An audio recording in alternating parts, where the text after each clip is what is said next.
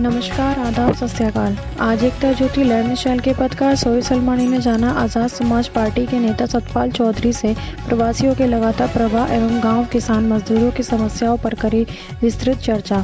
साथ ही देखिए सरकार के बारे में क्या कहना है किसान मजदूरों के नेता सतपाल चौधरी का। मैं सोहेल सलमानी एकता ज्योति लाइव न्यूज़ चैनल में आपका स्वागत है। आज हमारे साथ आज़ाद समाज पार्टी के नेता सतपाल चौधरी जी हैं। जानेंगे उनसे ये लगातार जो प्रवासी मजदूर अपने घरों को जा रहे हैं उस बारे में उनका क्या कहना है। देखिए, ये जो केंद्र सरकार का फेल्योर है और उसके साथ साथ जो फेल्योर है तमाम स्टेट गवर्नमेंट्स का, जितना जब लॉकडाउन किया गया वो बिना तैयारी के किया गया। तो जैसे ही महामारी का पूरे वर्ल्ड लेवल पे WHO की तरफ से एडवाइजरी जारी हुई, तो उसी समय जब लॉकडाउन किया गया, हम मान रहे हैं कि भाई लॉकडाउन से ही सुरक्षित, उसका कोई इलाज नहीं है, तो सुरक्षा ही और बचाव इसका इलाज है। उसमें प्रधानमंत्री जी को तैयारी करनी चाहिए थी लॉकडाउन घोषित करने से पहले।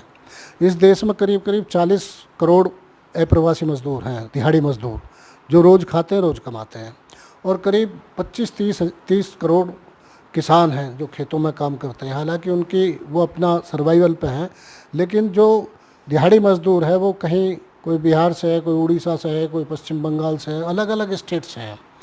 तो वो ज़्यादातर जहाँ जहाँ इंडस्ट्रियल हब है, चाहे हमारा दिल्ली में है, बेंगलोर में है, अहमदाबाद में है, सूरत में है और जगह जगह है, वहाँ सब जगह पे वो लोग काम करते थे।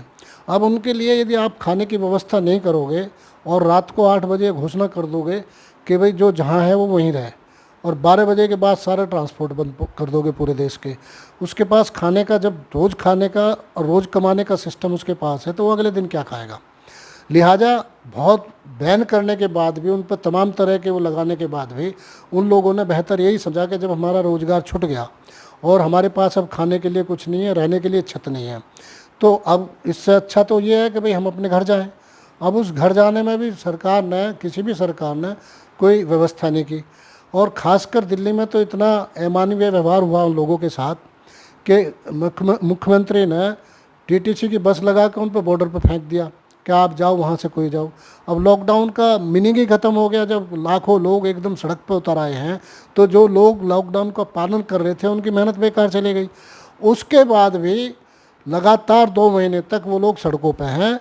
किसी भी हुकूमत ने, ना तो सेंट्रल गवर्नमेंट ने और ना किसी स्टेट गवर्नमेंट ने अभी तक जो व्यवहारिक डिसीजन होना चाहिए था उनको घर पहुंचाने के बारे में, उनके रिहेबिलिटेशन के बारे में, उनको वहां बसाने के बारे में, वो जो बेरोजगार हो गए उनको दोबारा से कोई राहत देने के बारे में, वो कोई फैसला नहीं हुआ। जैसा कि देखा गया है कि उधर तो प्रियंका गांधी जी दावा कर रही हैं कि हम बस भेज रहे हैं, कि यूपी सरकार नहीं ले रही है, तो इसमें तेरी बस मेरी बस के चक्कर में मजदूर बेबस है। इस बारे को आप किस नज़रिए से देख रहे हैं इस बात को? देखिए, बिल्कुल ही अव्यावहारिक फैसला सरकार का ये था कि जो लोग अशिक्षित हैं, यदि वो इतने पढ़े लिखे होते तो यहाँ हज़ारों किलोमीटर दूर आकर नौकरी को करते। उनसे आप अंग्रेजी में फार्म भराओगे, उनसे आप कहोगे कि आप ईमेल करो, उनसे कहोगे आप रजिस्ट्रेशन कराओ ऑनलाइन, उनसे आप कहोगे कि हम PDF भेजेंगे, उनसे आप लाइन लगाओगे। भाई इस सब की ज़रूरत ही नहीं थी। ये व्यवहारिक कहाँ से हुआ?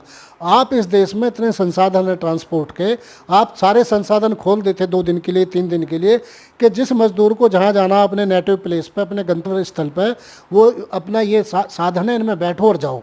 ये तो किराया भी नहीं मांग रहे थे, इन्होंने फ्री की मांग ही नहीं की।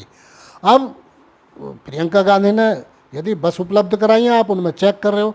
अरे वो कोई परमिट पे बैठ के थोड़ी जाएगा, तुम्हारे उसके सर्टिफिकेट पे थोड़ी बैठ के जाएगा फिटनेस के।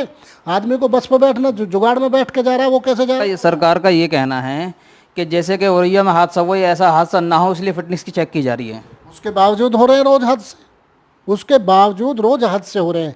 ये क्या गारंटी है कि जिस पर परमिट है और जिसकी फिटनेस है उसकी कहीं दुर्घटना नहीं होगी? इसकी क्या गारंटी है?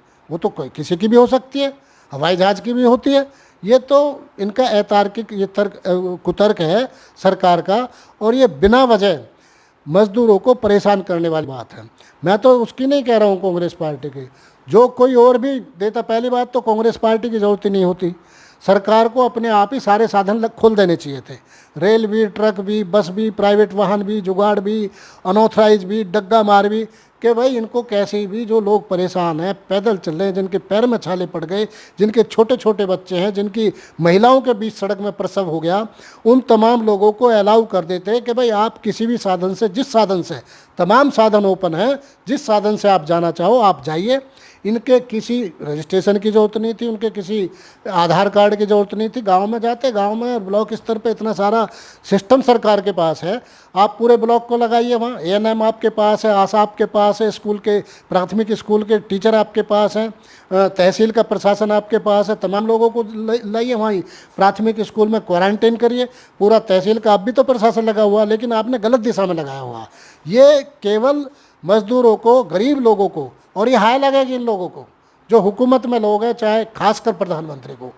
प्रधानमंत्री जी, यदि आपको इस देश के 40 करोड़ मजदूरों के बारे में ये पता नहीं है कि किस तरह से रहते हैं और लॉकडाउन के बाद इनके साथ में क्या होने वाला, किस तरह के क्या दिक्कत आएगी इनके साथ में, यदि आपको जानकारी नहीं है इस बात की, तो ये इस देश का दुर्भाग्य है। और यदि आपको जानकारी है कि 40 करोड़ लोग लॉकडाउन में फंस जाएंगे और इस तरह से तंग होंगे, तो ये फिर आपकी इन लोगों के साथ में साजिश है, छल और कपट है। अच्छा, देखा गया है जैसे लगातार आप जो है मजदूरों के और किसानों के आंदोलन के लिए हमेशा लड़ते आए हैं कि लॉकडाउन के बाद से देश में ऐसी एक महामारी जो है कोरोना वायरस दौड़ चुकी है, उसमें लॉकडाउन में आपने कुछ सामाजिक लोगों के साथ मिलकर या खुद अपनी या पार्टी की तरफ से कुछ लोगों की मदद की है आपने? देखिए, हमने आज़ाद समाज पार्टी ने भाई चंद्रशेखर आज़ाद जी के निर्देशन में पूरे देश में जहाँ जहाँ सूखे उसका राशन का वितरण हम लोगों ने किया, और उसके अलावा जो लंगर लगा के लोगों के खाने की व्यवस्था की है, ब्लड डोनेशन के कैंप लगाए गए हैं।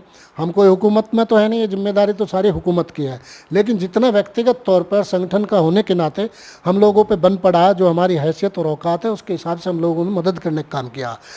सामाजिक संगठनों का, राजनीतिक संगठनों का दायित्व सबसे बड़ा ये है कि वो पॉलिसी पे बात करें। हम पॉलिसी पे बात कर रहे हैं और आज भी मांग कर रहे हैं कि सरकार को तमाम वाहनों को, परिवहन के जितने भी साधन हैं, चाहे वो डग्गा मार है, ऑथराइज है, नॉन ऑथराइज है, 2 दिन के लिए सारे खोल देने चाहिए। हम किराए की भी मांग नहीं करें गरीब मजदूर, और इनको उनके गंतव्य तक पहले पहुंचाने की बात हो।